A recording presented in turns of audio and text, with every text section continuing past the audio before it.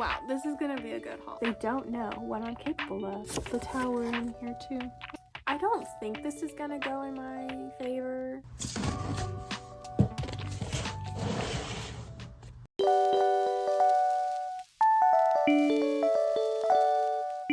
Hello everyone, my name is Hannah and welcome to another video.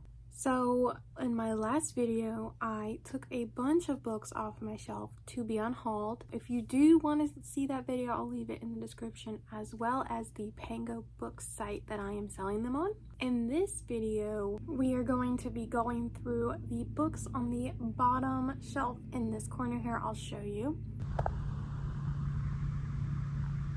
And hauling them. I bought them a while ago, but I've never shown them on my channel, and these are the books that we're going to be filling the holes of my shelf with. So let's get started.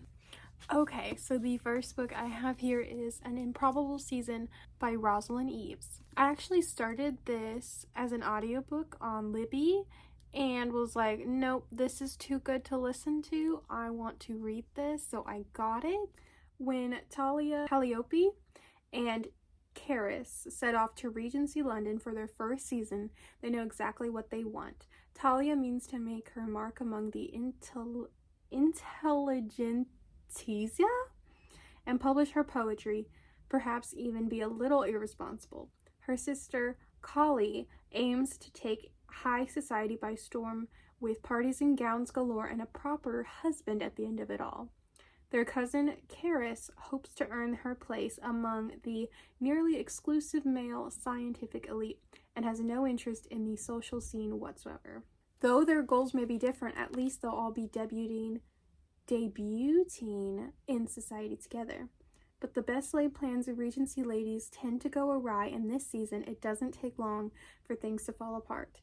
Kali finds herself embroiled in scandal and reliant upon an arranged marriage to redeem her reputation. Dang. Talia's dreams of becoming a great poet are threatened by her attraction to a charming rake, and Karis finds herself an unexpected social hit and the source of a scientific dilemma that her heart might not survive. Can these young women find their happily ever afters in this turbulent London season? This is a witty, swoony Regency drama about falling in love with another person and with yourself. Cute. I think we're going to put this on my romance bookshelf since it's looking a little sparse now. Next I have The Isle of Gods by Amy Kaufman. So, high fantasy, I think. Sally has salt water in her veins, so when her father leaves her high and dry in the port of Kirkpool, she has no intention of riding out the winter at home while he sails off for adventure. But any plans to follow him are dashed when a handsome stranger with telltale magician's marks on his arms commandeers her ship. He is Prince Leander of Alinor, and he needs to cross the Crescent Sea without detection so he can complete a ritual on the sacred Isle of the Gods. Sally has no desire to escort a spoiled prince anywhere, and no time for his entitled demands or his good looks. But what starts as a leisure cruise will lead to acts of treason, bringing two countries to the brink of war. Two strangers closer than they ever thought possible, and two dangerous gods straying from centuries of rest. Magic, romance, and slumbering gods clash in the start of this riveting fantasy series spanning gangsters' dens, forgotten temples, and the high seas. Wow, that sounds really good. It reminds me of Daughter of the Siren. No, it was Daughter of the Pirate King. It's giving me Assassin's Blade. You know if you know. I don't know. And of course, like some Greek, maybe not Greek, but there's, obviously some mythology in here. This sounds really good. This will be a fun one to add to my shelves. Wow, this is gonna be a good haul. But we've got Assassin's Apprentice by Robin Hobb. This is a high fantasy series. It's about Fitz, who is the bastard son of the noble Prince Chivalry, raised in the shadow of the royal court by his father's gruff stableman. Fitz is treated as an outcast, except the devious King Shrewd, who has him secretly tutored in the arts of the assassin. He's got some magic skill. Okay, this seems like a complicated story, but I'm kind of excited. I haven't really read an adult fantasy before, so I feel like this might be a good place to start this and what's coming up next. The Mistborn trilogy. I've heard so many things about this guy. This is like setting after a big war, and these people have the power of a Mistborn, which is allomancy. I think that's metals. And there's like these rebel groups who are, you know, trying to defeat the Dark Ruler. I'm hoping to read this someday. This might be fun. We have Spells for Forgetting by Adrienne Young. So this one is about Emery Blackwood. Her best friend was found dead, and the love of her life, August Salt, was accused of murdering her. Years later, she is doing what her teenage self swore she would never do, living a quiet existence, running her family's business.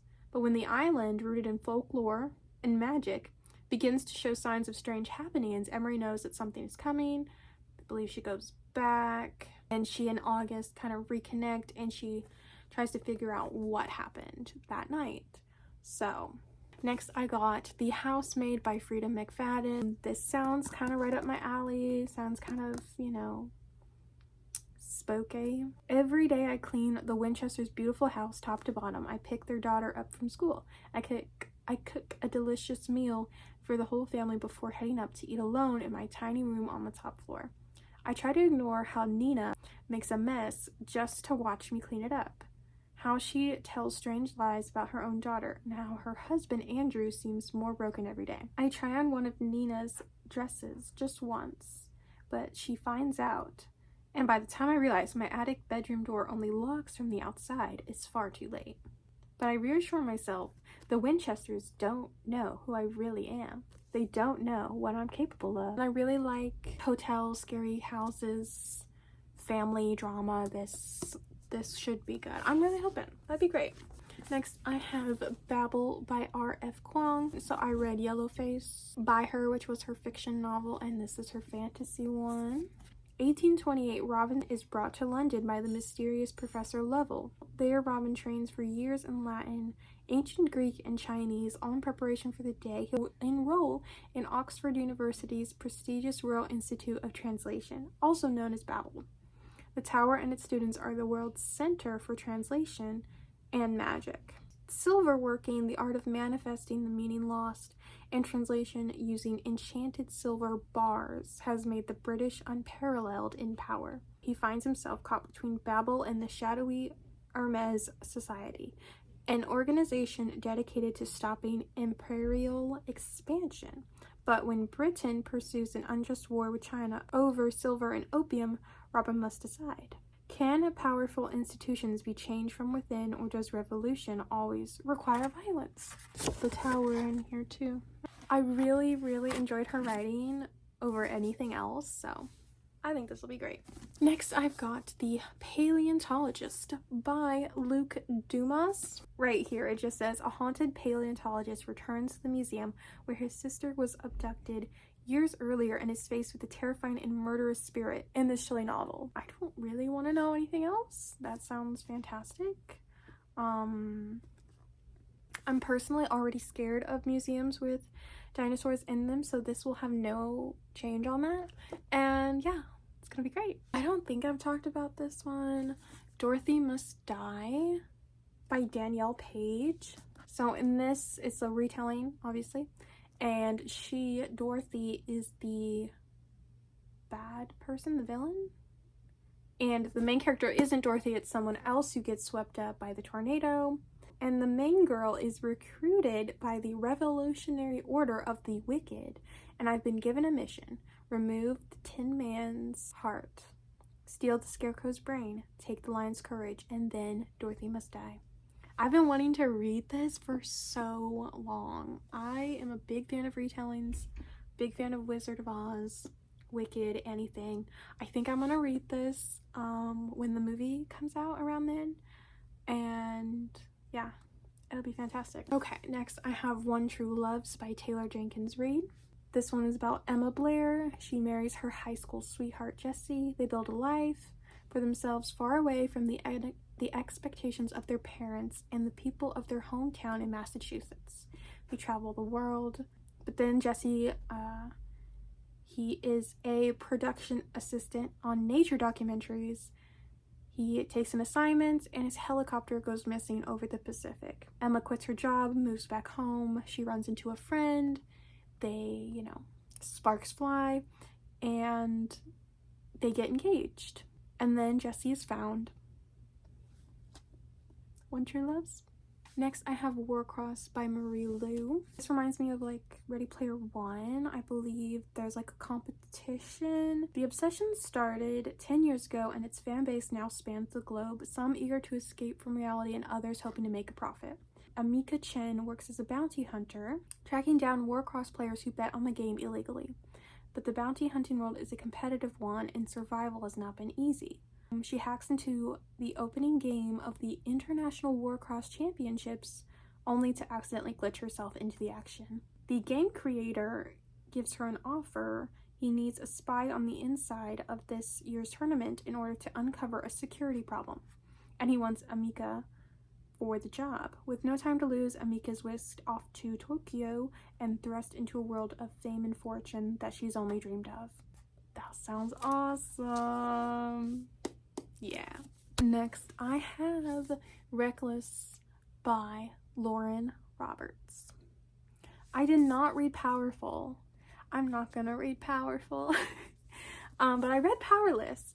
Powerless is about this world where everyone has powers and the people who don't have powers are like exiled. And there's like this Hunger Games competition where like the most powerful from each district, pretty much, kind of, town, city, go head to head and they fight and show off their powers. But this girl who's not she has no powers, accidentally gets swept up in it. And yeah, she meets some princes and such. And this is the second one. I will say that in Powerless, I preferred one brother over the other that Powerless favored, so I don't think this is gonna go in my favor, but that'd be kind of cool if it did.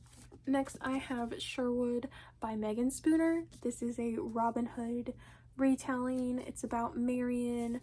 Robin dies and she kind of has to step into Robin's shoes and be Robin Hood. And yeah, cute retelling. Once again, can anybody tell that Once Upon a Time used to be my favorite show? Okay, I think this is the last one. We have Final Girls by Riley Sager. This is about, it kind of, honestly, it pretty much has the same premise as the Grady Hendrix Final Girls. I don't quite know what the difference is. I have both. 10 years ago, college student Quincy Carpenter went on vacation with 5 friends, came back alone. The only survivor, she meets a group of similar survivors, and then the final girls start dying, and she might be the final girl. I like Riley Sager, so I'm really excited. I've read quite a few of his books, and I've not been disappointed. Next, I'm going to put them on the bookshelves.